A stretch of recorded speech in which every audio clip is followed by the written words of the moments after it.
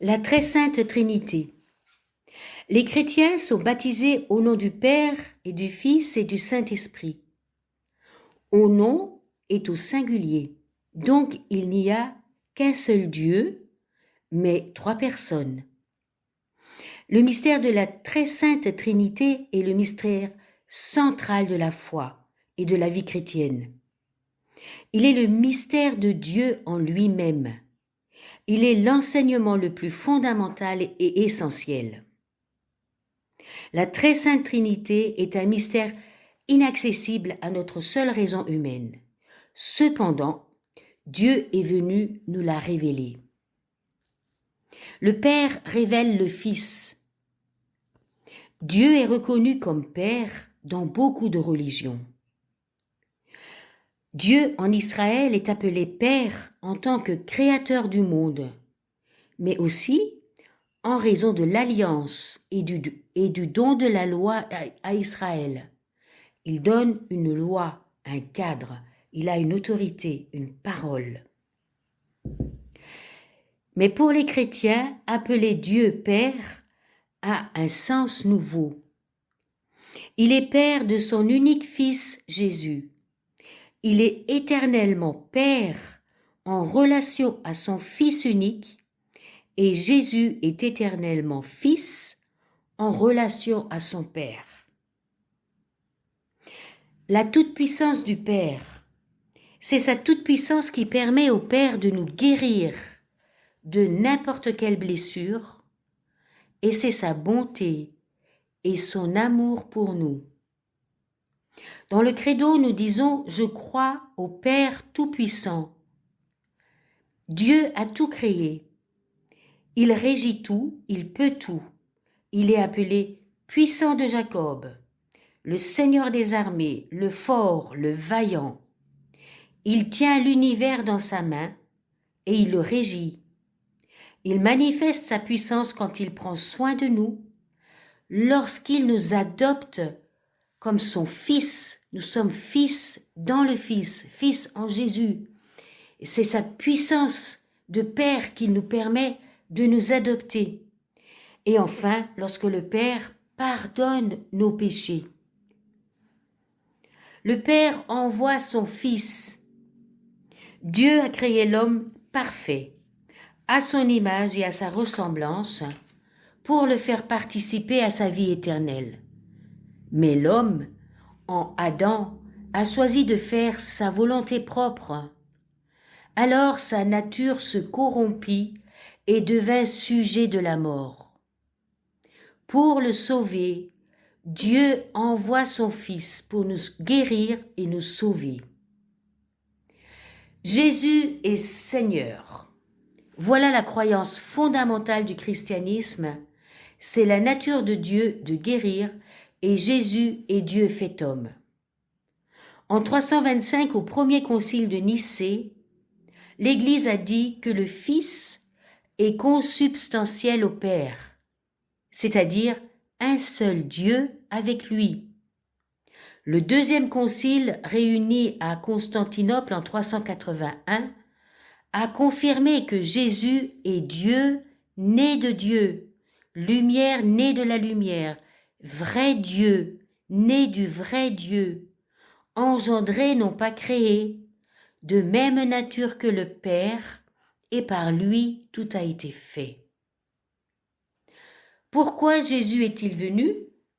Pour nous sauver du péché et de la mort, pour nous réconcilier avec le Père, pour nous révéler la nature de Dieu, c'est-à-dire Dieu est amour, pour faire de nous des enfants de Dieu, pour nous envoyer annoncer la bonne nouvelle.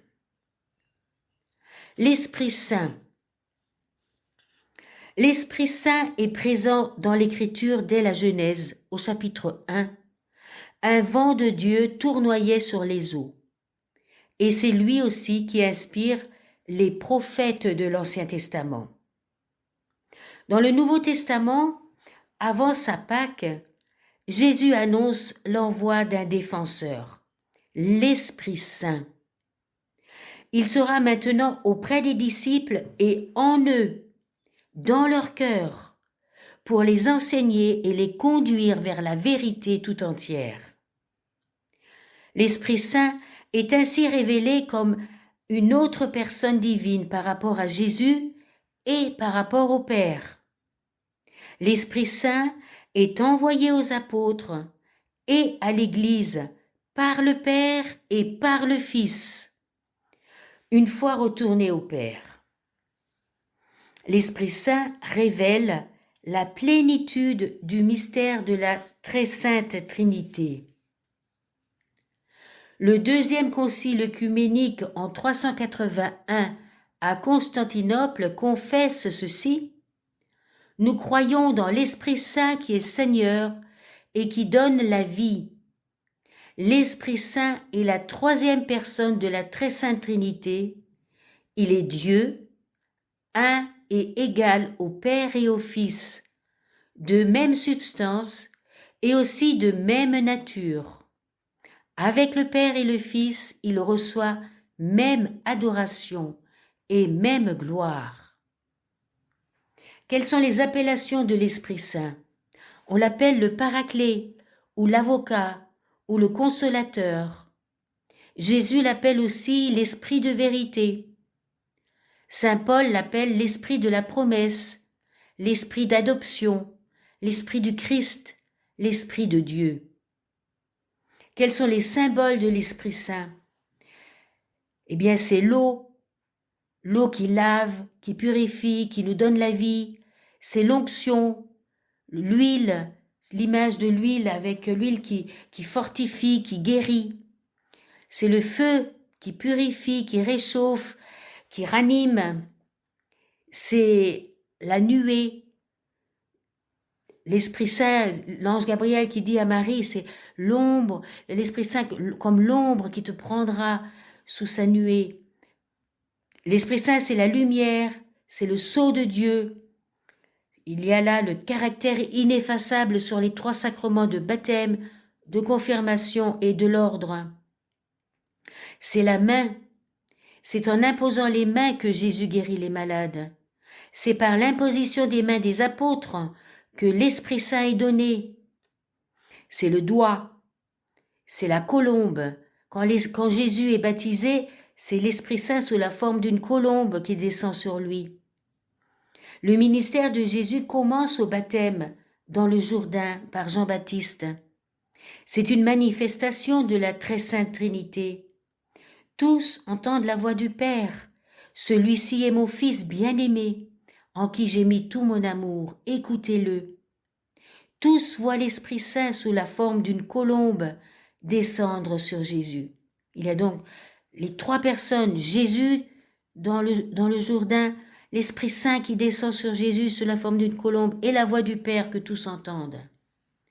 L'Église naît le jour de la Pentecôte, quand les apôtres sont tous réunis au Cénacle, et il vint du ciel un bruit tel qu'un coup de vent et des langues de feu sur chacun.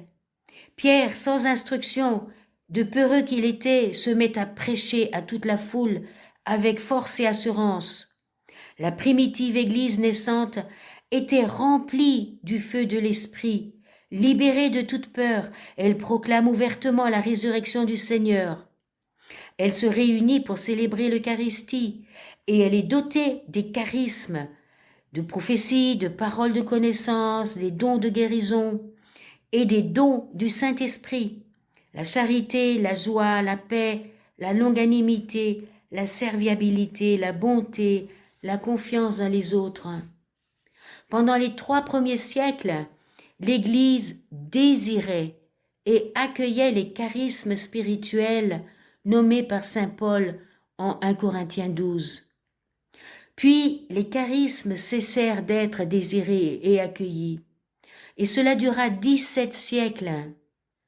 Les charismes spirituels avaient disparu, et c'est le Concile Vatican II de 1962 à 1965 qui fut un réel retour aux sources.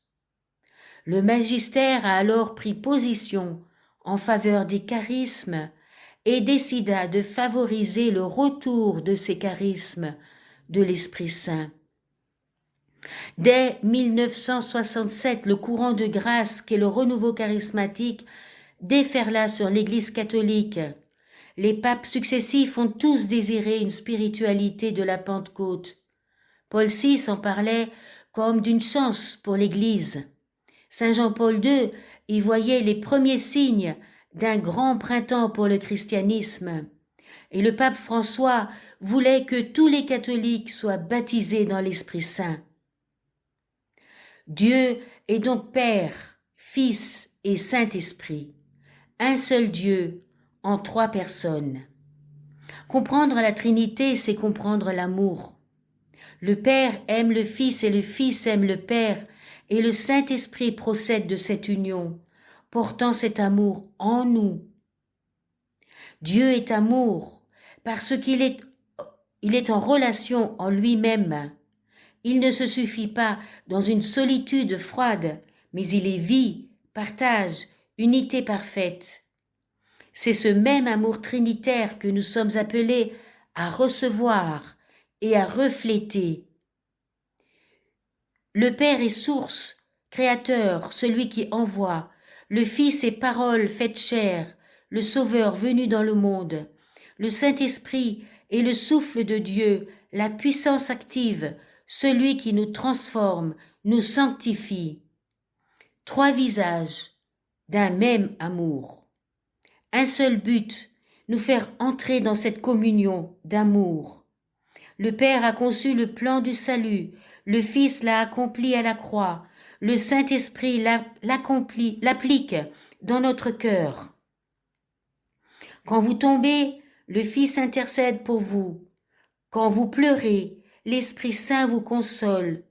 Et quand vous levez les yeux vers le ciel, c'est le Père qui vous accueille.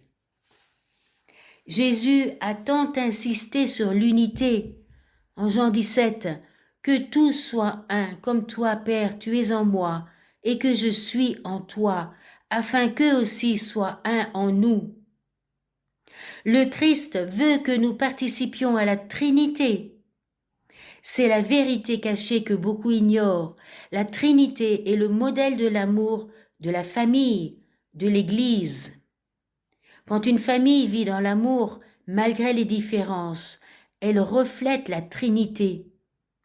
Quand votre cœur, votre âme et votre corps s'accordent pour aimer Dieu, vous devenez un reflet vivant de cette union divine. Prions pour accueillir l'amour du Père. Père éternel, accorde-moi, s'il te plaît, la grâce d'accueillir ton amour. Que je te connaisse, que mon esprit te rencontre et que s'imbibe de ta bonté. Gardons un petit instant de silence pour vivre cette rencontre d'amour avec le Père.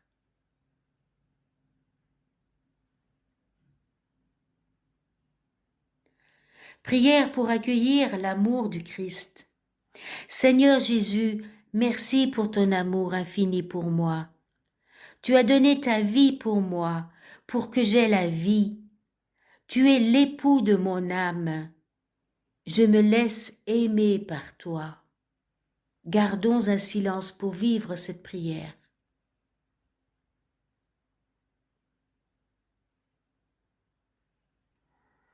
Prière pour accueillir l'amour du Saint-Esprit. Seigneur Saint-Esprit, merci pour ton amour infini, indéfectible, patient pour moi.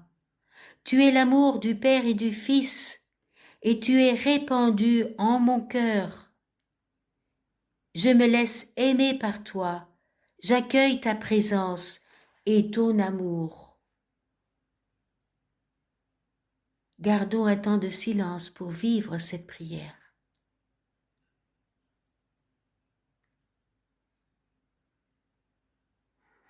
Amen.